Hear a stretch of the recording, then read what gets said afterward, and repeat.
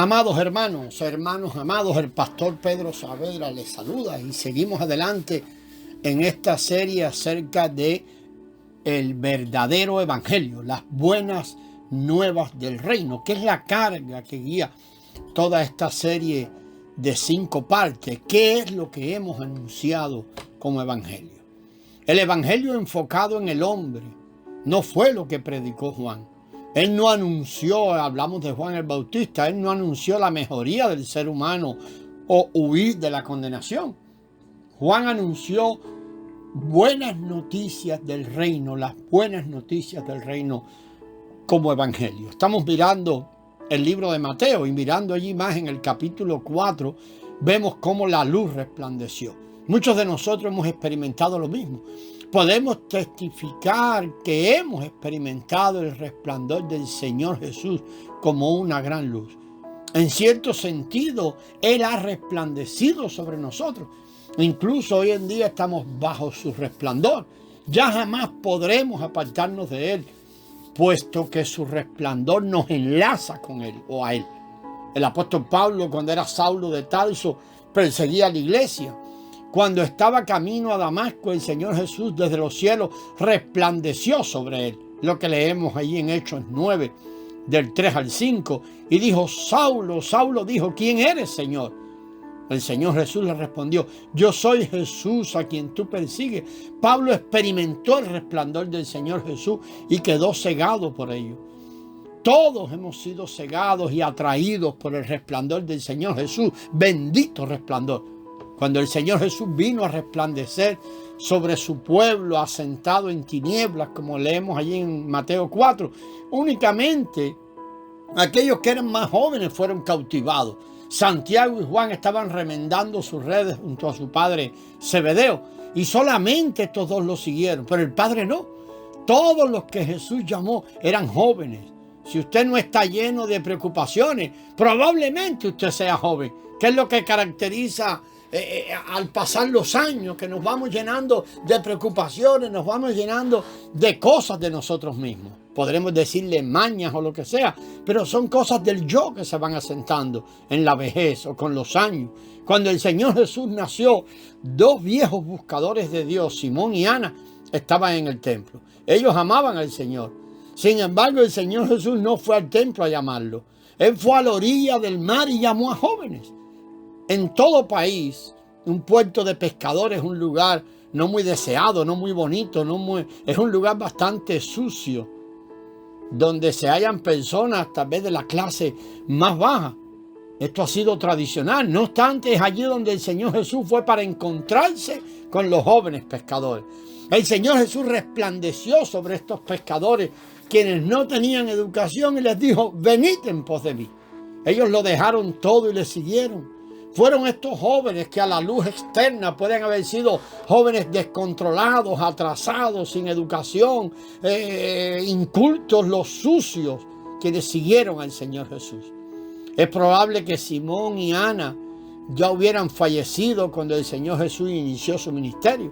El Señor Jesús no fue al templo a llamar a los viejos que le siguieran. Más bien Él fue al puerto de pescadores para hallar a algunos pescadores que no tuviesen preocupaciones, que no tuviesen contaminación en su espíritu. Puede que ellos estuvieran sucios y vacíos a los ojos de los demás, mas no estaban llenos de preocupaciones en sus espíritus. Somos viejos cuando estamos llenos de estas cargas allí de nosotros mismos.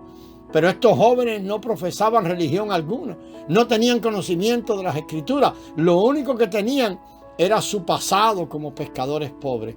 Aún así, el Señor Jesús les llamó a seguirlo. Este mismo principio se cumple en la actualidad. Todos tenemos que ser jóvenes y frescos y libres de todo lo que pueda estar ocupando nuestro ser.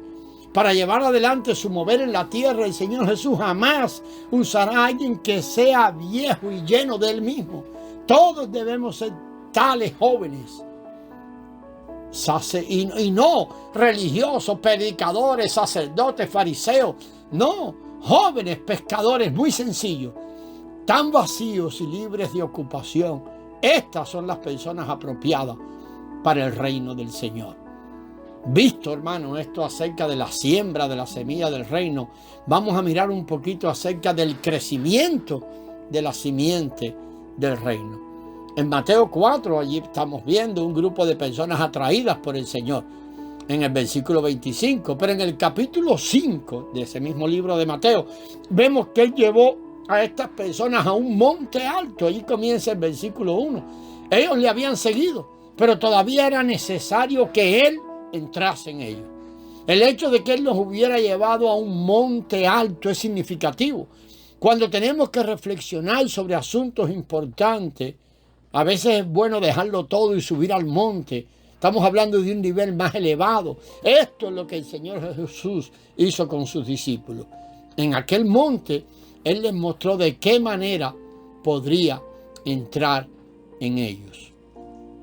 Es relativamente fácil sembrar una semilla en la tierra, porque ésta no tiene voluntad propia, ni tiene propios deseos, ni conceptos, ni pensamientos o ideas. Debido a que la tierra está desprovista de vida, es bien fácil sembrar una semilla allí. Sin embargo, qué bueno que mantengamos esto allí en mente. No es fácil para el Señor Jesús sembrarse en nuestro ser, debido a que no somos tan sencillos, todos somos viejos, anticuados, somos bastante complicados y tenemos principalmente dos problemas. El primero se relaciona con nuestro espíritu, que es la parte más profunda de nuestro ser. El segundo concierne a nuestro corazón, el cual rodea o envuelve nuestro espíritu. Si leemos cuidadosamente el Nuevo Testamento y reunimos todas las piezas allí como un rompecabezas, contemplaremos un cuadro bastante claro que nos muestra que nuestro corazón rodea nuestro espíritu. El espíritu se halla, podemos decir, en el centro del corazón. Nuestro corazón es bastante complejo, puesto que está compuesto de la mente, el órgano que piensa, nuestra parte emotiva, el órgano que ama, nuestra voluntad, el órgano que toma decisiones y nuestra conciencia. O sea, que es la suma de todo lo que hay en el alma más nuestra conciencia, que es una parte del espíritu. Nuestro espíritu escondido dentro de nuestro corazón, incluso es llamado el hombre interior escondido en el corazón. Mire, lea primera de Pedro 3:4. Para que Cristo se siembre en nuestro ser, Él primero tiene que entrar en nuestro espíritu y desde allí propagarse a todas las partes de nuestro corazón, a todas las partes de nuestra alma y a la conciencia. De este modo, Él tomará plena posesión de nuestro ser. Así que, hermanos, Cristo no solamente se sembrará en nuestro espíritu, sino que también crecerá dentro de nuestras partes internas, dentro de nuestra mente, voluntad, parte emotiva y conciencia. Esto es lo que llamamos la salvación del alma. Entonces todo nuestro ser interior estará lleno de Él. Debido a que nuestro espíritu es un problema, el Señor Jesús nos dijo claramente que necesitamos pobreza de espíritu a fin de seguirle y permitirle sembrarse en nuestro ser. Esto es lo que dijo allí en las Bienaventuranzas, capítulo 5, versículo 3.